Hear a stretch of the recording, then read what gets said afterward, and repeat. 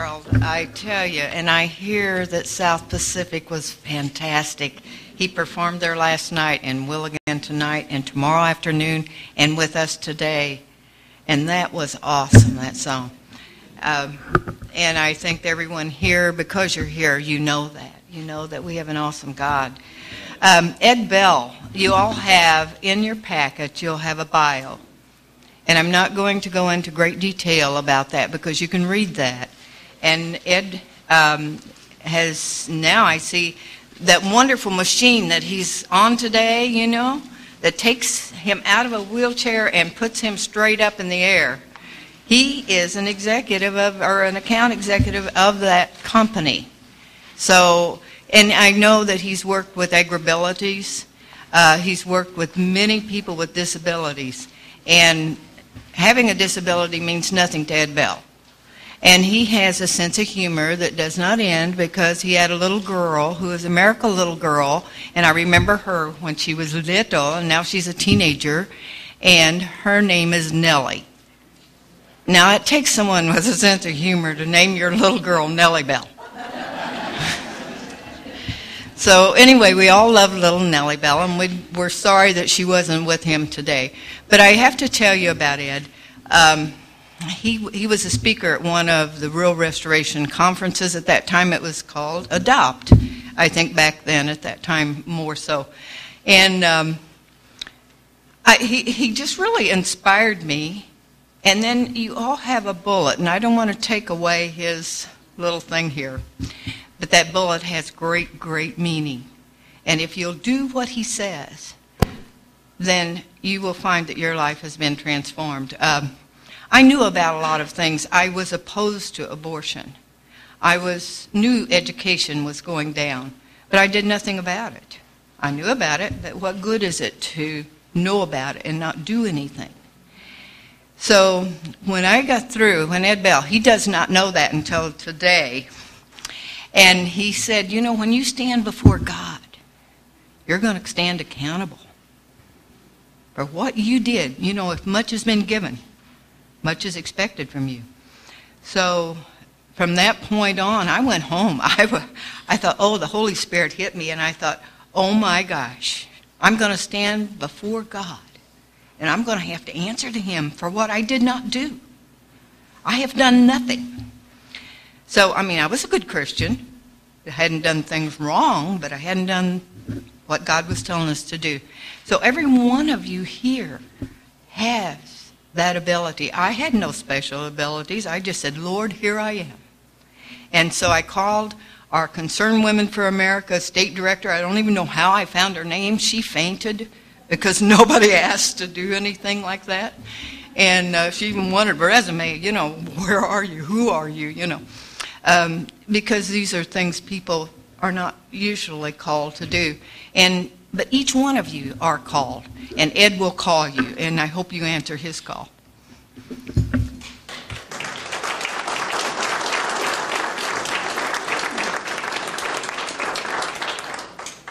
you very much.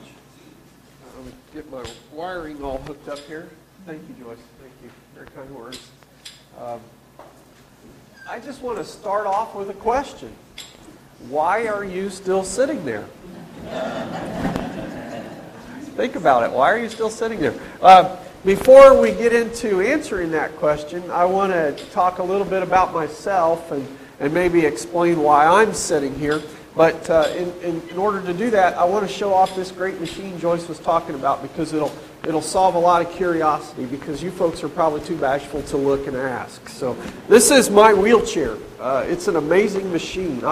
I was paralyzed from a violent crime attack from a gunshot wound back in 1982.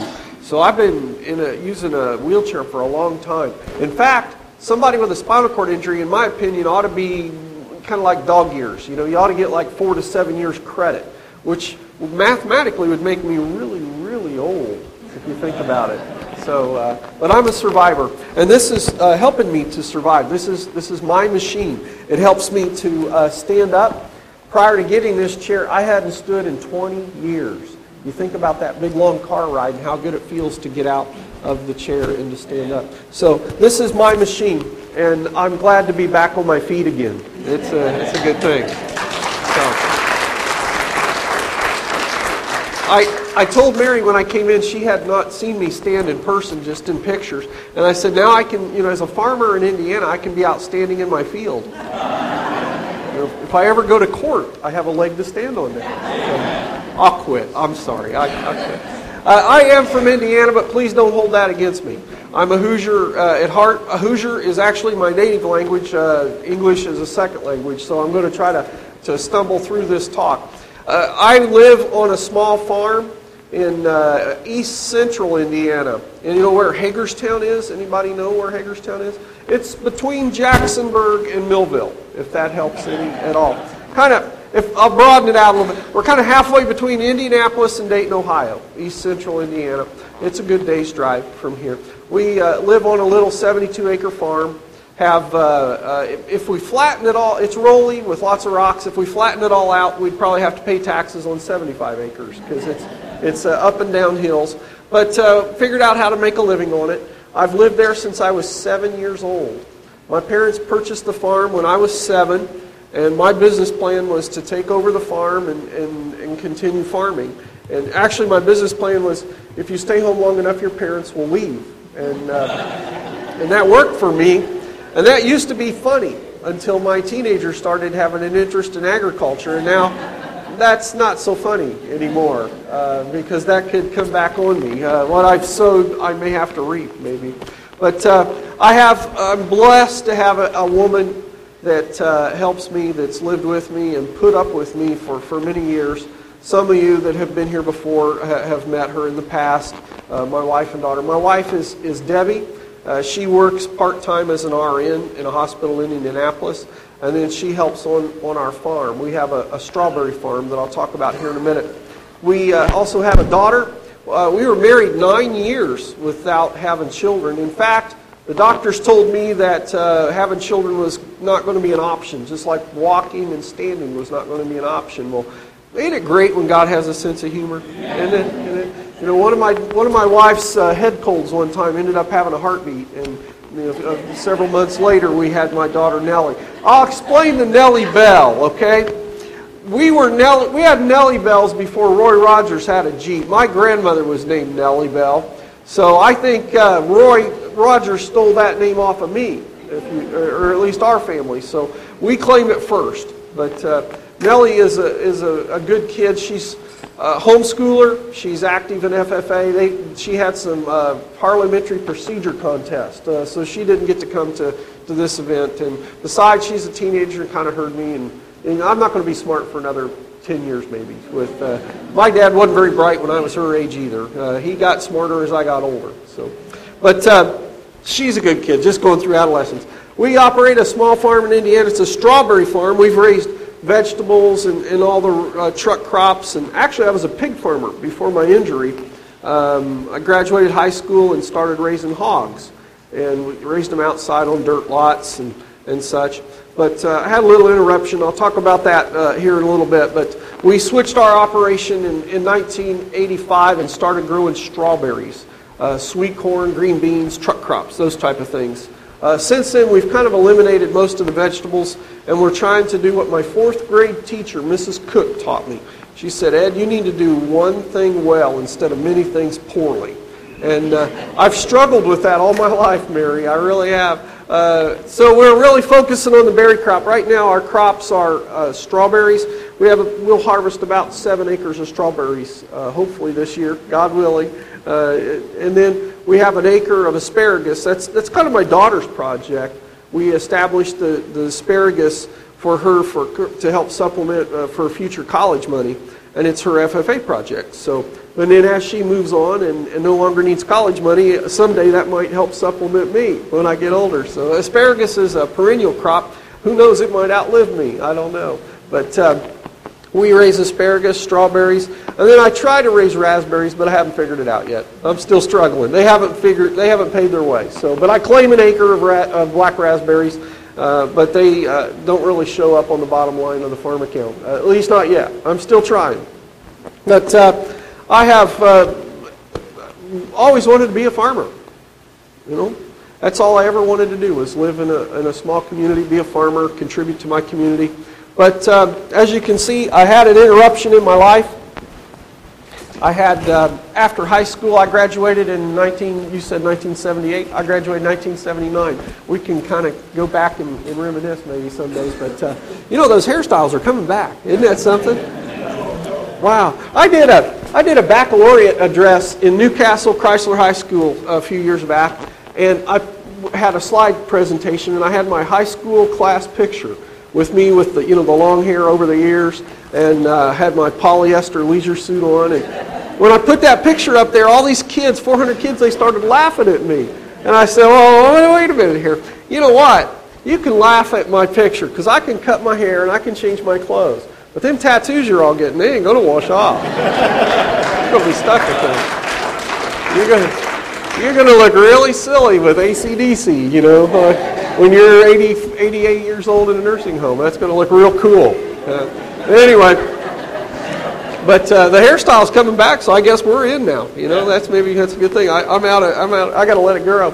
But I graduated in '79, come home to a pig farm, and met my wife. You know, I had grown up a Christian young man. My dad was a pastor. Actually, my dad had me late in life. He's part of that greatest generation.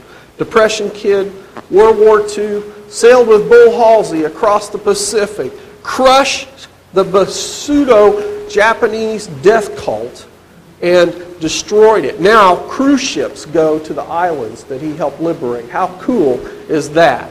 I am proud of my dad and the men like him that served with him. Came back to Indiana and served on a police department for 14 years before I was born.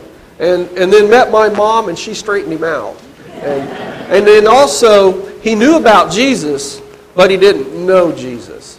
And my mom introduced him to actually knowing Jesus. And he gave his heart to Christ just before I was born as a policeman in Richmond, Indiana, and surrendered to a call of ministry.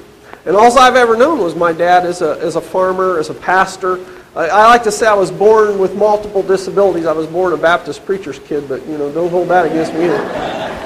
But I knew my dad as a pastor, a man who tried to make a difference. He's still alive. He'll be 84 here coming in April. And sharp as a tack, but he just can't quite get around. He uses an electric scooter and hobbles with a cane some. But, you know, in old age, there's a hidden blessing. We get a chance to slowly say goodbye, and that's what we're doing. At least for a while. Because we have hope beyond the grave, and that's a good thing. But he instilled a lot of things upon me, more so than I ever dreamed. And in September 5th of 1982, I had an interruption with a violent situation. My wife and I were dating. And we'd been dating for about 6 months, and then we had, long story short, a jealous ex-boyfriend that tried to kill both of us on the Labor Day weekend. And I was paralyzed, shot and paralyzed, and I'm actually going to share that testimony tomorrow with Peter and Mary's church, of Brother Larry's church. So, you know, if you want to hear that in detail, that's a testimony of faith and how God worked with me through that. I'll share that in great detail tomorrow. So I'm just going to touch on the highlights today. But this fella broke in and tried to kill us. My wife was not injured. We were not married at the time. We were talking about it. We weren't engaged, but we were talking about it. We knew that we loved each other. But this gentleman was a thorn in our side. And on September 5th of 1982, he attacked us. And he had a .44 caliber handgun and a knife. And I did the best I could. I'm no soldier or sailor like my dad. I'm not an ex-cop. I'm just a farmer. And I did the best I could under the circumstances at the time. The police got there, and 911 was kind of a new thing in those days. And they came, and when I heard those sirens coming, it was like the cavalry in those old westerns. You know, I knew that rescue was coming. But I was shot in the shirt collar with a .44 caliber hollow point. It almost came out under my left shoulder blade. It paralyzed me instantly from, I'm permanently paralyzed from about my collarbones down. If you could imagine me standing in a pool of water and I held my arms out, about this line right here, I have paralysis. I can move these fingers, but I can't feel them. So that's why I wobble around so much. I don't have the stomach and the back muscles to support myself, but the chair helps me with that quite a bit. But my wife was not injured. This fellow was apprehended. He had to go to the hospital for a while, but after he got out of the hospital, he went to jail. And then we went through a trial, and he was sent to prison. And he served his time and was released. He served about 15 years. And we have not heard from him since, which is probably a good thing. I take that as maybe a good sign. I could go on. There's another topic that I'm not going to talk about today, about how do you deal with that, with forgiveness as a believer and anger and such, but that's not my charge today. My charge today is to ask you, why are you still sitting here? Why are you still sitting here? Do you have an answer for me for that yet? Maybe not, maybe not. I had to go through a lot. When I come home from the hospital, I was in the hospital for about 3 months, I had to learn to live again. I literally had to have, when I first got hurt, my hands didn't work at all. By the grace of God, I was able to get the use of my hands back. But I know what it's like to have a stranger to have to come up and scratch that place on your nose, or brush your teeth, or shave your face. And guys, there is no worse pain in the world than a woman to shave your face. Okay. Ladies, this is not a leg. This is not a leg. Okay. Whisk, whisk, whisk, whisk, whisk. I still, my eyes roll back thinking about those days. But by the grace of God, I was able to get the use of my hands back. I came back to a farm with pigs and dirt lots. What do you do? What do you do? Well, I remember asking my dad one time, I said, how do I handle this? You went through a lot of trauma growing up in the war and on the police department. How do you handle this sort of thing? And he said, well, son, he says, you got to pull your own weight. I said, Dad, I can't do that. I'm paralyzed. And he goes, well, you got to pull your own weight. And I go, I'm never going to be able to pull my own weight because I'm paralyzed. I'm always going to be like this. And he says, then you need to learn to pull the weight you can. And that made a lot of sense to me. And then another day I asked him, how did you handle the trauma that you went through? Granted, his war was several years, but my war was like 5 minutes. But it was still trauma to me, I closed my eyes and I could smell the gunpowder and taste it. It was years before I could enjoy the 4th of July. And to this day, when a balloon pops, I get kind of teary-eyed thinking, I shouldn't be that scared when that goes off. It's just it's a trauma that affects you. The judge in our trial called what I went through mortal combat. And that was before the video game. So I said, Dad, how do you handle that? And he goes, son, work is good therapy. That made a lot of sense to me. I went home and I started doing whatever I could. I couldn't pull my own weight in those days, so I learned to pull the weight that I could. I needed to work my fingers to get them back in shape. So they got me a little workbench in the house, and I made sawdust piles all over our house because I started doing doll furniture. I didn't know I was going to have a daughter, Mary. Isn't that cool? God has a sense of humor. I started doing doll furniture because I knew it was small and I'd have to use my fingers. And I remember that doctor saying, you'll never pick up a dime. I was like, well, yeah, watch this.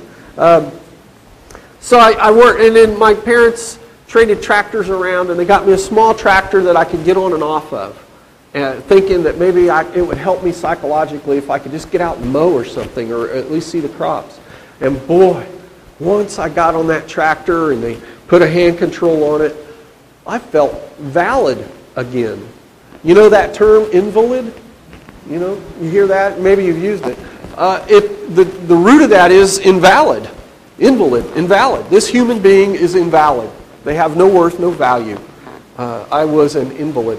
Once I started contributing back to society, I felt like I gained value again. Work was good therapy. And my family recognized that, so we went full throttle and traded equipment around, started selling pigs, and started planting strawberries. Strawberries are a little more profitable, much more accessible, and they taste and smell a whole lot better. They really do. And they're better for you, too. More vitamin C in a strawberry than a pig. Did you know that? And no cholesterol. It's just good for you. But it didn't happen overnight. Had a lot of help. You know, I can remember one day we heard the dogs bark, and we looked out the front door, and the White Branch Church of the Brethren men's group was in our driveway with pickup trucks and a cement mixer. And they started ripping up our old sidewalk that I couldn't go over in my wheelchair, and they poured down a new sidewalk and built a ramp up to my house. And all we could say was thanks. Wow. That was Jesus that day that helped us. We were in need. You know, I had neighbors harvest my crop once. Neighbors will do that in a trauma. They'll harvest your crops once. And then you need to make some decisions. But figured out how to go back at it, started raising some vegetables, and over the last quarter century, we've been raising strawberries. And in fact, I sound like I'm tooting my own horn, but my family was chosen as the Indiana Farm Family of the Year in 2006. So we've come a long way, but we haven't done it alone. But the reason we've done that, that's what I want to share, is the reason we've done that. You know, I've buried a lot of my friends in wheelchairs. And the majority of the guys that I went through rehab, there's only one still alive. And he has the same friend I do, and that's Jesus. The others didn't take care of themselves, and they let bladder infections, kidney infections, pressure sores kill them. Some of them used a gun. Some of them used their medicine and overdosed. I had one friend a couple years ago. He took all of his medication one night, put the key in the lock, and broke it off. And they found him dead the next day. So, you know, that'd be a real easy route to go. In fact, it would be a sweet release. But that's not what I'm called to do. I'm called to persevere. I'm called to pull my own weight, or pull the weight that I can. I think you are too. You know that? I think you are too. Again, why are you still sitting there? You know, think about that. Why are you still sitting there? I sat for 20 years. I figured out how to get back on my feet. I'm a slow learner. But I've managed to do that. You have so much at your fingertips that you can change. You know, I was thinking about this on my long drive down here. That little word "only." Have you ever used that? Only? I'm only one person. You know, the world is so big and there's so many problems, and I'm only one person. You realize that word "only" confines you as much as a wheelchair? Wow. It really does. It confines you. You're only one person. Well, if you're a Christian believer, I think that's almost apostate. I'm only one person. What can only one person do? You're not alone, are you? If you're a believer in the great I Am, are you ever alone? Are you ever only one person? If I was only one person, I'd have drank myself to death or shot myself. But I'm not only one person. I am never alone. I have the great I Am, Jesus, Lord Himself. His hand is upon me. He told me when I got hurt, I'm not done with you yet. And He's not done with you. What's in your way, though? Why are you still sitting here? What is in your way? I think it's dream crushers. I've come here and spoken before, and I've passed out. I've got little bullets on the table, and I've passed them out before. But I never had a real good verbal title for it. You know, I've struggled with this. Use these as a visual aid. Everybody should have one on the table. This is a .44 caliber hollow point bullet. I bent one of these with my spine. I was shot twice with one of these. Once in the leg, a little too high up to show you the scar, but it was just a big John Wayne flesh wound. But then the other one, you know, I went through my shirt collar, but I actually bent one of these with my spine. This is not dangerous. You know, this is my post 9/11 disclaimer. This is not dangerous unless you swallow it, because it's made out of lead. That might not be a good thing. So don't let a little kid swallow it or chew on it. And don't get in front of it if it starts doing the speed of sound. Okay? Get behind it. It's stay on the other side of it. But I use this as a visual aid. And I finally, just a few days ago, come up with a good title for this. This represents a dream crusher. This crushed my dreams. I wanted to be a pig farmer, and I couldn't do that. I wanted to be like my brother and be on the volunteer fire department and help my neighbors. When I can see the blue light go off on the water tower where I live in Hagerstown. So when I'm out working, I could have been there, a quick responder on our little volunteer fire department. I wanted to do the mowing crew at my church. I wanted to wear Carhartts in the wintertime and crawl under my neighbor's tractor and truck and help change the transmission and U-joints. I wanted to weld on the scrap iron pile and make cool stuff and repair equipment. I wanted to complain about the mud that I had to walk through in the snow. But I had an interruption. I had a dream crusher. I wanted to have a yard full of kids. I'm blessed to have one. And now that I'm a teenager, or I have a teenager, I'm thinking maybe that's another blessing. I don't know. But I might want to spread them out or something. I can't imagine a whole yard full of diapers and then a whole yard full of adolescents. Maybe that's why some of you have gray hair. I don't know. Or no hair. I could be too. But this is a dream crusher. And we all have dream crushers in our lives, don't we? Mine's pretty dramatic, but I bet if we go around, you got some pretty dramatic dream crushers out there too. And you can just symbolize them with this. Maybe, it's been a lost farm or a lost job.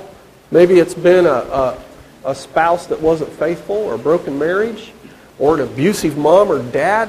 Who knows what buckets of scars some of you folks are carrying around. Memories of war, stupid mistakes. You ever have that moment where you're flashing back in your mind things you did when you were younger and you're like, I actually make it a face. I go, man, I can't believe I did that. You have those moments? Those are dream crushers. That's what these are. These are little things thrown your way to destroy you and wreck your plans and wreck your dreams.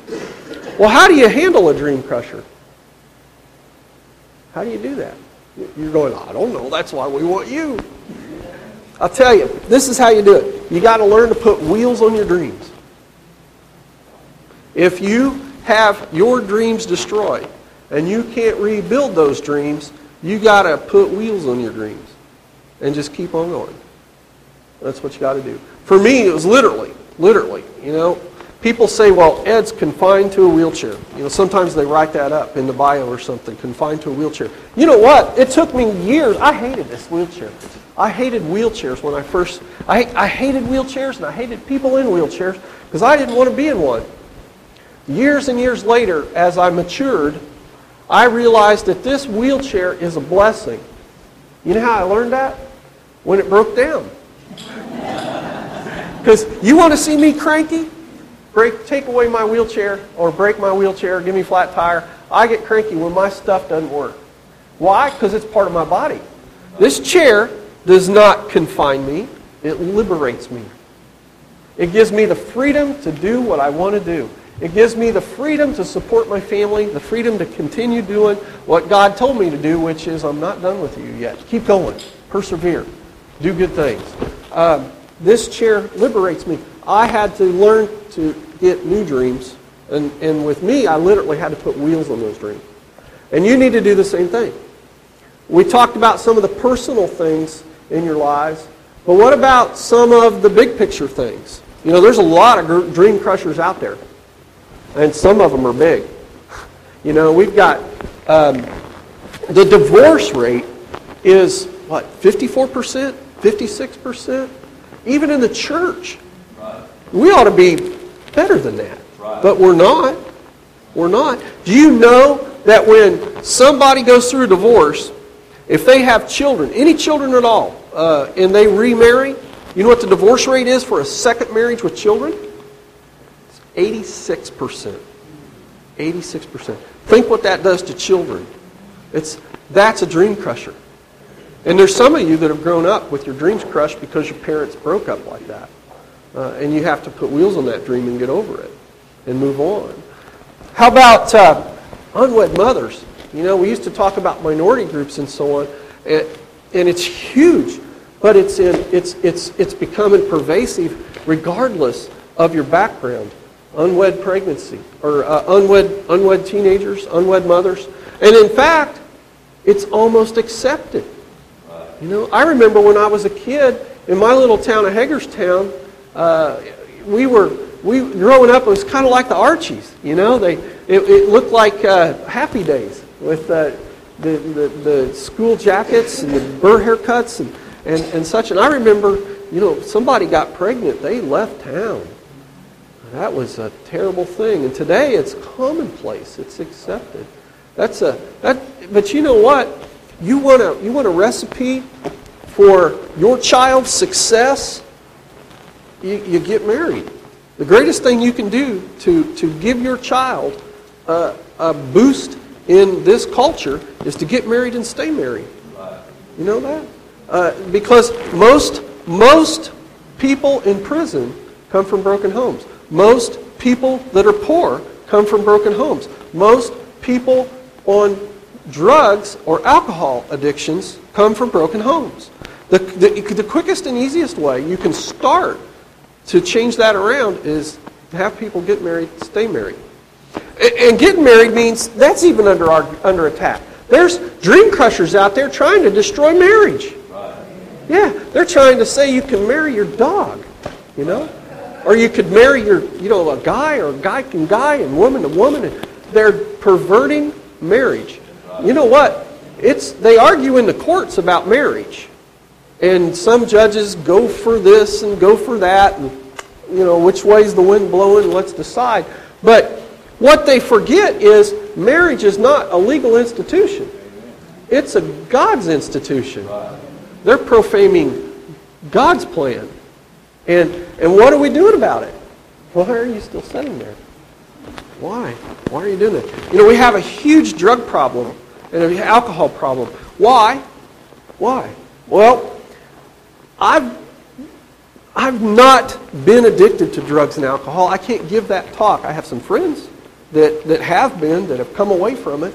There's a man in my Sunday school class that he's a good friend of mine, and he is an alcoholic. It's the grace of God and one more drink that makes him go back there. And we talk about that. Why? It's to fill an emptiness. There's an emptiness in every one of us that's there by the Creator. It's a void. And it's calling for us to have a relationship with God Himself. And if we miss that, we hunger, in that nature abhors a vacuum. So we fill it with something. And some people fill it with chemicals, whether that would be drugs or weed or alcohol or compulsive things like sports. You know, we are entertainment worshipers too. You know, we fill that in. And why are we here? Why are you still sitting here? There's dream crushers out there that are paralyzing us. They're paralyzing our society. And now, does that sound depressing? Are you like bummed out yet? Well, the good news is, look at me, guys. You know, God can use a guy like me. What's your excuse? You know, if He can do great things through me, I'm not good. You know, I have people come up all the time and like pat me on the back, tell me how great I am. They just don't know me. I'm a jerk. I just asked my wife. She's seen my jerk side. Without Jesus, you guys would hate me. If without Jesus, I'd hate you. It'd be real easy. You know, we're charged to share good news with people, not to just play golf and watch television and complain. We're charged to... I'm going to wrap it up here in a minute, but I want to preach you the shortest sermon you've probably ever heard. This is in Mark. It's chapter 16, and it's verse 15. This is, in my Bible, it's in red, so that means Jesus is talking here.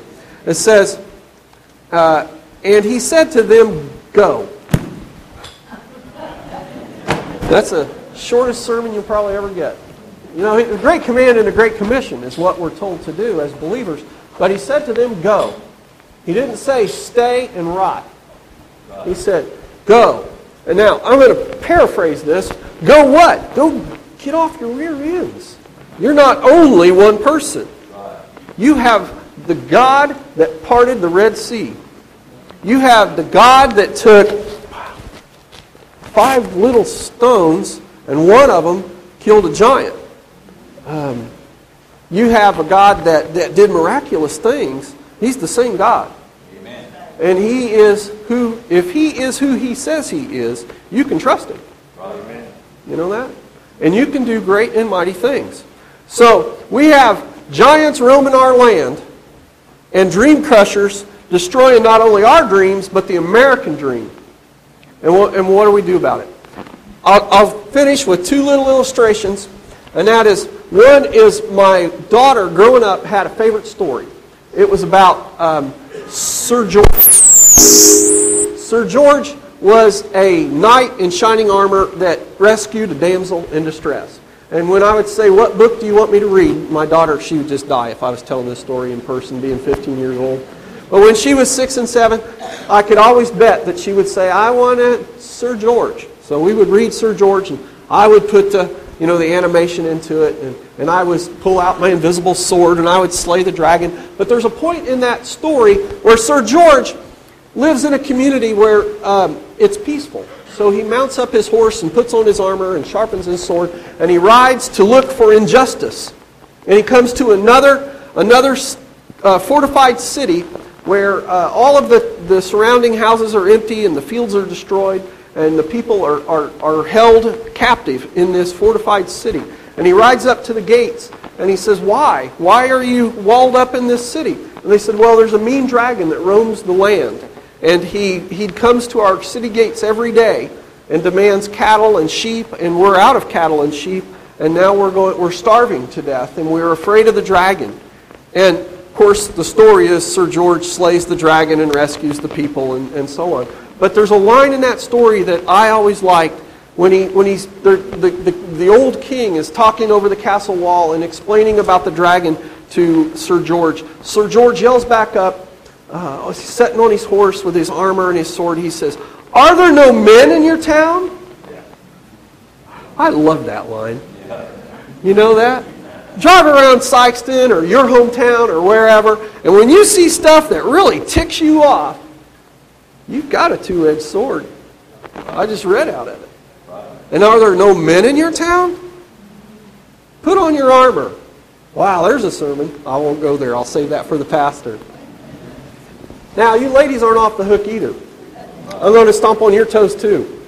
I drive a lot, and I listen to a lot of books on tape. I listen to a lot of radio, and I'm kind of a talk radio junkie. And I was listening one night, and there was this loudmouth, secular Jewish guy, and he was ranting and raving, and he caught my attention, and I went, wow. He said, where are the Christian women? This is coming from a secular Jewish guy, okay? Where are the Christian women? He said, it was Christian women that ran the Underground Railroads. It was Christian women that pushed the abolition movement that brought forth the freedom of the slaves. It was Christian women that marched in the streets that gave themselves the right to vote, to be able to contribute in society. It was Christian women that got alcohol banned in this country with prohibition. Imagine trying to do that today. Yeah, think about a fight. You've all seen those black and white videos of women with axes going in bars and busting whiskey bottles and try that. You got a meth problem in this area? And this guy said, where are the Christian women today? He said, they ought to be in the streets standing up for the abortions of little babies that are being killed. He says, this is a secular Jew. He says, they ought to be in the streets talking about how the children in the community are being born without fathers. He says, they ought to be in the streets because children are dying from drugs and alcohol and smoking. He says, where are the Christian women? And he goes, I guess they're too busy in Bible studies. That hurt. That hurt. Because my community's like your community. It ain't any different. So, let me end my talk the same way I started it. Why are you still sitting there? Think about that. There's dream crushers out there that need knights in shining armor. Women that aren't afraid to stand up and speak out. And I want you to be those people because you're not alone. You have the creator of the universe behind you. And all these other folks are your friends. So, go get those dream crushers. Take this home and put it in your pocket or put it in your windowsill and remind yourself of the dream crushers and the dragons and the giants that need to be destroyed. And go put wheels on the dream. All right? My name's Ed Bell. Thank you very much.